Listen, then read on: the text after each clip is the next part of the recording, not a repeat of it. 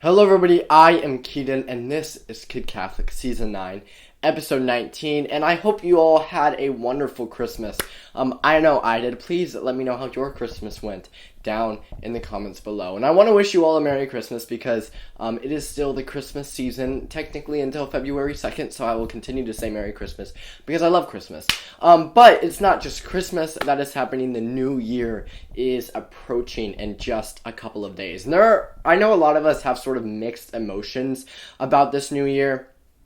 In a way, it's exciting. It's like, yes, we're finally putting 2020 behind us. 2020 has been such a rough year. We can finally move into something new. But on the other hand, it's also kind of scary. But a lot of us have that mentality that 2020 was just a bad year. Our entire world was flipped upside down, and we don't know if or when it's going to go back to normal. So yeah, it was really rough. We were withheld from the sacraments for a while. There were a lot of negative things that happened this year. So we could look back at the year and just label it all as bad and move on into the next year, hoping that it won't be bad. Or we could genuinely look at some of the good stuff that happened throughout this year in 2020. Because yeah, it was a rough year. But that didn't mean that it was all rough. That doesn't mean that there wasn't any good stuff that happened. And I wanted to go over just some of them that I know happened for at least all of us. And that is when quarantine hit in March. I know, at least for me, I sort of didn't know what to expect. I didn't know how long it was going to be going on. I didn't know what was going to happen with it, right? I didn't know if this was going to be a forever thing or not. But what it did do is it kept us all in our house, which first off gave us more time with our family. Maybe a time to improve our relationship with our family. Because I went from being homeschooled and being with my family every single day to going to school and only being with my family in the afternoons, nights, and weekends, right? So it was a big change for me. And so going back to that, being able to be with family again, whether we got annoyed with it or not, we can acknowledge that it is objectively a good thing to spend that much time with family. But it wasn't just family. We were able to spend more time with God. The reason I say that is a lot of times we struggle to get into the habit of daily prayer, right? Daily prayer is something that is so important. It is prayer is literally the key to getting to heaven. It is how we build that relationship with God. And we can't get into heaven if we haven't built any sort of relationship with God.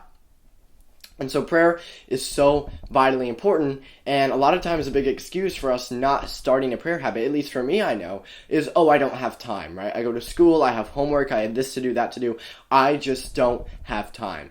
And when quarantine hit, especially in March, April, May, right, that time excuse was completely stripped away from us, right? We had all the time in the world, time to spend time with God, because at the end of the day, God, prayer, that sort of thing should be our excuse for missing everything else, not the other way around. And that is something that this year in quarantine has taught us. There was also something beneficial that came out of this quarantine, and that is we were withheld from the sacraments. That's not beneficial. Being withheld from the sacraments is not a good thing. I'm not trying to say that. The sacraments are so important. But if anything, us not being able to receive, especially communion for a while, us not being able to go to confession, if anything, that deepened our appreciation for the sacraments, right? I know for me, when I wasn't able to receive communion, it felt almost like a much bigger deal going and receiving communion for the first time after quarantine than it did in the midst of the first lockdowns, right? And so being able to receive communion helped my appreciation for communion. And it sort of made me think, I should be this appreciative all the time, right? It's not like the body of Christ changed from before to now. It's just now that I'm receiving him on a less normal basis, it actually increased my appreciation. And it wasn't just the Eucharist, it's all of the sacraments, because the sacraments are to be used as a gift. Another thing that I wanted to point out it taught us was with this virus, obviously, health was a big topic of discussion this year. But what I think should be a bigger topic, and we need to make it to a bigger topic, is spiritual health. And being withheld from the sacraments, not being able to go to Mass, if anything, it showed us how truly valuable our spiritual health is. Because don't get me wrong, of course our physical health is important. That's how we live, right?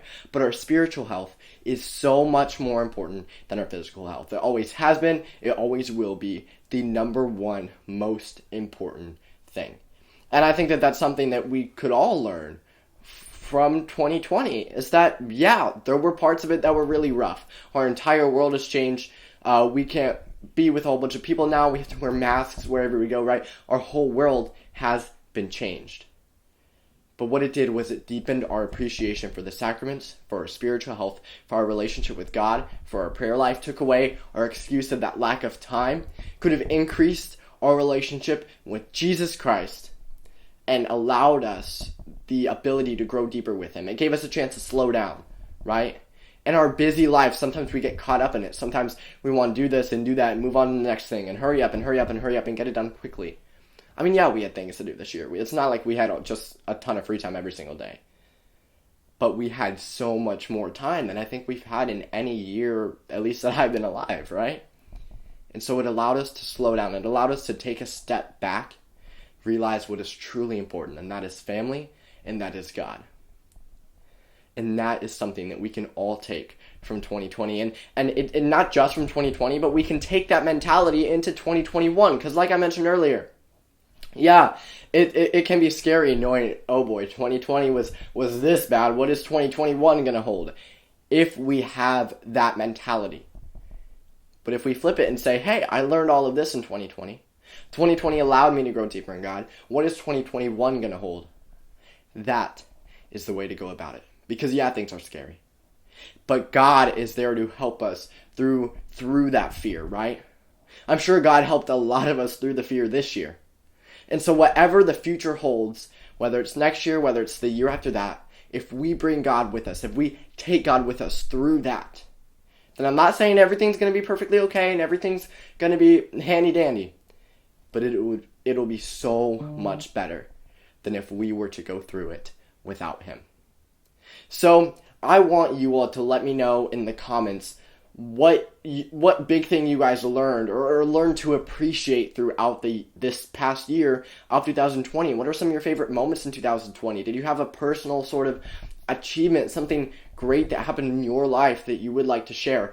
And then I also want to know, this idea of New Year's resolution, let's make a spiritual New Year's resolution, right? If we grew deeper with God this year, or maybe we didn't grow at all, let's say, hey, I'm going to start now.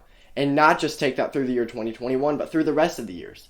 Because we need to start building this relationship, building this prayer life before it's too late. So please let me know what your sort of relationship building with God resolution is going into the year 2021. And I want to wish you all, again, a Merry Christmas and a Happy New Year. So now that the topic is done, y'all know what it's time for now?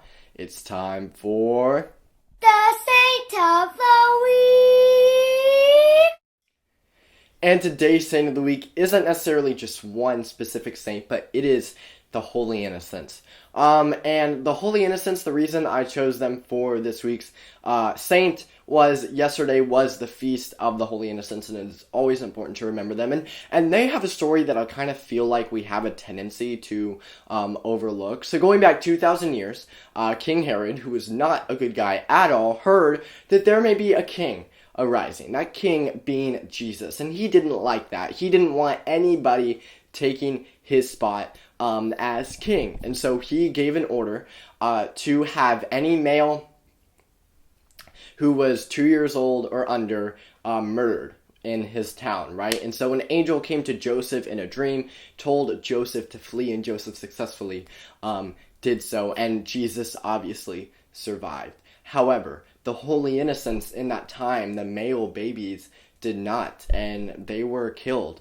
And that's something that, like, is a really sad story. I mean, it is. It's not one to sit and hear lightly. However, sort of with the year 2020, we can look at it negatively or we can look at it positively, and that is what these babies did for us, what they did for salvation history, right?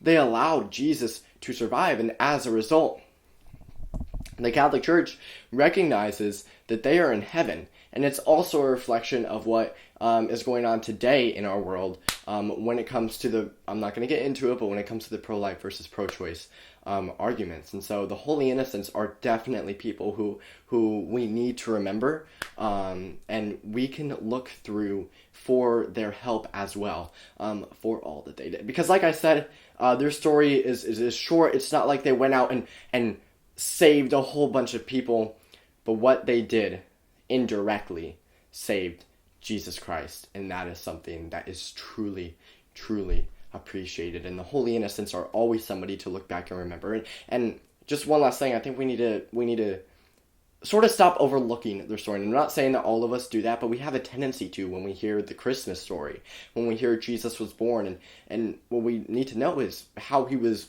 sort of able to be born was because of what the Holy Innocents went through. So, Holy Innocents, pray for us. So, thank you all so much for watching. Before you click off this video, just a couple things. Once again, I want to wish you all a Merry Christmas and a Happy New Year. But also, we are trying to get to 5,000 subscribers, and so I would really appreciate it if you all would help out by clicking the red subscribe button down below. It's easy, it's free, and it may not seem like much, but it really does help this Kid Catholic ministry go on. Please like the video, and if you are subscribed already, please share this channel and video with your friends and family. Make sure that they know about Kid Catholic. Please go to kidcatholic.com. There's so many awesome things you can do on there. You can read about me, you can contact me.